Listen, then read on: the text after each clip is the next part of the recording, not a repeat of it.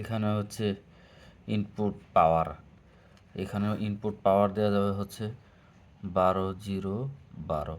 ট্রান্সফরমারের 3টা লাইন আসবে, এখানে মাঝখানেটা 0 থাকবে, দুই পাশে 12।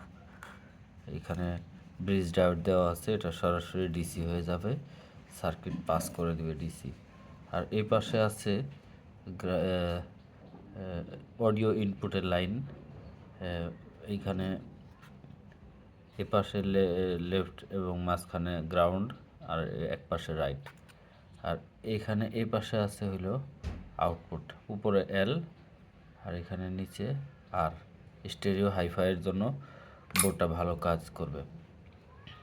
এই ছিল বোর্ডটা। তো আশা করি বুঝতে পারছেন আপনারা।